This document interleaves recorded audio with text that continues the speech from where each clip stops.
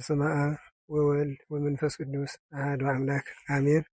እግዚአብሔር አምላክ ሌሊትን ባርኮ ሌሊቱን አንግቶ ለዚህ ለብርሃኑ ያደረሰን አሁንም የወጣነውንም ከዚህ ያላችሁትም ራሱ ያገናኘን የአባቶቻችን አምላክ እንደምን አደራችሁ? እግዚአብሔር ይመስገን። እንኳን ሰላም ቆያችሁን አባቶቻችን። ያው እንግዲህ አባቶች ሲናገሩት ቆይተዋል። እንደ መነሻ መጀመሪያ ይህን ፕሮግራም ስናካሂድ እኛ ገብረ አማኑኤል የተባለ ልጅ እንግዲህ አንድ ቀን ኮሽሮ አልበላብንም፣ አንድ ቀን ክንድ ጀዲድ አልወሰደብንም። አንዳንድ ወንድሞች የእነሱ መቁንን እያመጣ እየበላ በዚህ ጉባኤ ይኖራል። ያገኘነው እኛ ለጥቅማችን ብቻ ነው ያተገናኘ ነው። ለቀለባችን ሽጠን እንጠወራለን እንጂ እኛ ከብት አስቀምጠን ማህበር አንበትም ተብሎ ማህበር በዚህ ወዶና ለምዶ ወደ ገበያ ከገባ ነው ወዲያ አይ አባቶች ተስፋ ቆርጠው እስከዚህ ደረሱ ብሎ ለእሳቸው ሲደውሉላቸው እሳቸው ጸጥታ ወደ መምሩ አገናኘ ብለውት ያለነ ደውሎ እንደዚህ መምህር ጋር ተገናኝቻለሁ እና ከኃላፊው ጋር አገናኘ እያለ ስለሆነ እንዴት ላድርግ ሲል ጸጥታ ወደኛ ና ብለን ላክነው። ወደኛ መጣ። ጎንደር ባታ ላይ ተገናኘን፣ አወራን ያለውን ችግር። ያው ገዳሙ እስከዚህም ድረስ ነው ያለ ስንላቸው ወይኔ አባቶች እስከዚህም ድረስ ደርሳችኋል ወይ? አሁንም ሂዳችሁ ከገዳሙ ትንሽ በሞባይል ቀረጽ አድርጋችሁ ቀረጽ አድርጋችሁልኝ አሉና ተነስተን ያንን የያዝነውን ሀሳብ ጥረን ወደ ገዳሙ መጣን። ማህበርን ሰብስበን አወያየን። ያው በደስታ ሁሉም ቀረጻውን አካሄድን፣ ሸኘን ማህበር ማለት ነው።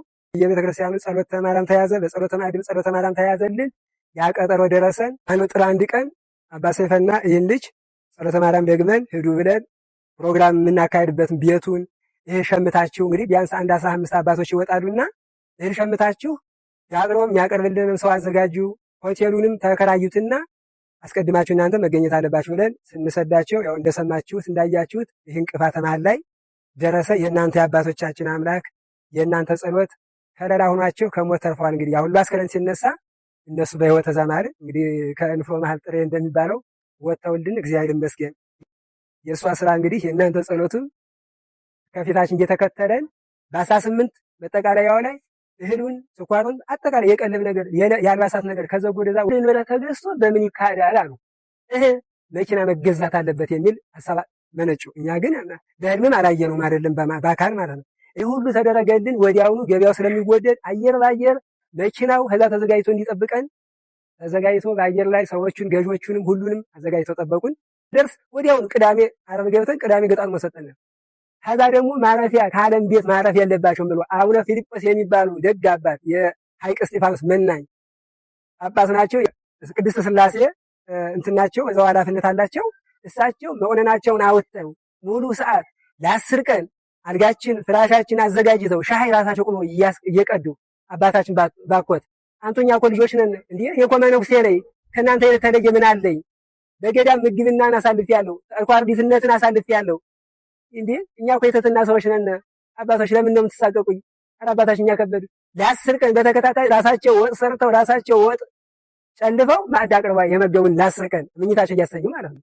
ይህን አድርገን በቀደም ወደ ቅዳሜ ዓርብ ማታ ለማታ ወደ አሜሪካ እንዲሄዱ ጸሎተ ማርያም ደግሞ አሰናበቱን።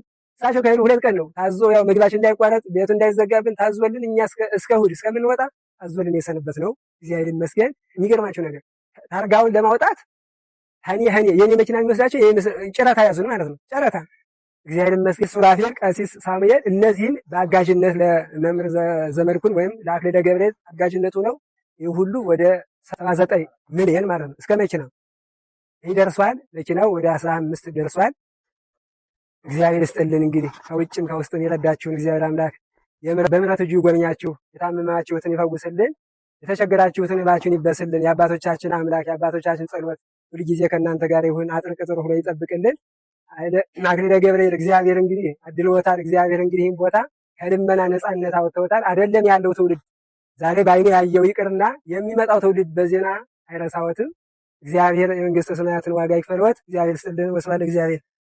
እንግዲህ ሊቀ ደቂቅ ተናግረውታል። እግዚአብሔር ይስጥልን ነው። እኔ የምናገረው ትንሽ ምንድን ነው? ከሞተ በኋላ ንስሐ የለውም ድህረ ሞቱ ለተባልወቱ ንስሐ ይላል። ከሞተ በኋላ የሚያድኑት በምድር ያሉ ሰዎች ናቸው። እና አሁን ትንሽ ልናገር ነው የቻልኩት የተነሳሁበት እንዲህ ስለቀረሽ ብዬ ነው። ብዙዎች ሰዎች የቤተሰቦቻቸውን ዓመት አስቱልን፣ ዝናዋን ስቱልን፣ ግንዘት ድገሙልን ብለው የላኩ ሰዎች አሉ። የእነሱ አሁን መጥተን ለአባቶቻችን ስንነግራቸው ግንዘቱን እንደግማለን፣ ዳዊት እንደግማለን፣ ግሏን እንደግማለን። ሆኖም ግን በቅዳሴ የምንቀድስላቸው የሞቱበትን ቀን ይንገሩን ስላሉን አሁንም በመምህር ዘመድኩን ምክንያት መቃስማቸውን ይንገሩልን። በገዳሙ ላይ ቅዳሴ እንዲቀደስ ስርዓተ ፍታት እንዲፈጸምላቸው ነው። እንግዲህ ማንኛቸው ሁኔታ በመምህር ክኒነ ገብርኤል አማካኝነት የረዳችሁን ተራዳኢ መላእክት ይርዳችሁ። ህዝበ ክርስቲያኑ በሙሉ ረድቶናል። አሁን እንግዲህ ዋናው መሰረቱ አባቶቻችን እንደምታዩት አሁን አንዳንድ ትንሽ ግራ የሚገባው አለ። ተሰጠውም ተቀባዩም ተመልካቹም አሁን አልጋ ፍርናሽ ያለው ለምሳሌ እንደምታዩት እድሜያቸው ገፍቶ በገዳሙ ላይ ሲያገለግሉ ኖረው የደከሙ ለምሳሌ አሁን አረጋውያን ቤት ያለ አንድ የመጣ የለም። አቅመ ደካማ ስለሆኑ ማለት ነው። አልጋና ፍርናሽ የተዘጋጀው ለነዛ ነው። የሰጣችሁ ሰዎች ግን በእውነት እዚያ ያሉ ሰዎች አይናቸው የሚያራቸው ጆሮአቸው የሚያዳግም በሰውም የሚጎርሱ ብዙ ደካማ አለበት መጥቶ ማየት ይገባል በእውነት እና ስለዚህ እንደምታዩት ከዚህ 700 መነኮሳት በእድሜ ምክንያት የተነሳ ከቤት ብሎ በሊቃው የሚረዱ ለምሳሌ በ79 ዓመተ ምህረት መምጥዬ የሚባሉ ደግ ሰው ነበሩ። አባቶች ያውቋቸዋል። ይሄን ለተመልካቹና ለረዳቱ ነው የምለው። አባ ተክለ ሃይማኖት የሚባሉ ወንድማችን አሁን ኢየሩሳሌም አለ። ሰውየው ሌሊት በቃላቸው ዳዊት ይደግማሉ። የሚያርፉባት ብሎ የዳጉሳ ገለባ ላምላም ያለውን በመዳበሪያ ሞልቶ ልችረፉ አላቸው። አይ ልጄ ይህማ እኔም አወጣለሁ ገባለሁ። ይህን የሚገባቸው በሊቃው ለሚረዱ አንድ ላይ ተሰብስበው አንድ ላይ ያሉ አንድ ወንድማቸው ጊዜው ደርሶ አንድ አባት ሲሞት እንደ ማህበርተኛ ማህበር ማን አለ ባለ ሳምንት ብሎ ባራቸው እንደሚጠራው ጊዜ ሞታቸው ደርሶ ሲሞቱ ወዳ ተከፍለው ተከውለው ሲሄዱ እኛም ብለው እንደ ማህበር ዛሬ ሳምንት ምኛ ለሚሉ ለነሱ ነው። እኔማ እየወጣሁ እየገባሁ እድሜት አይገባኝም። አሁን አንድ ለነሱ ገለባውን እያደረከ አንድ ፍርናሽ ሰፍሰፍጣቸው ብለው ለነሱ ይሰጣ ይቻላል።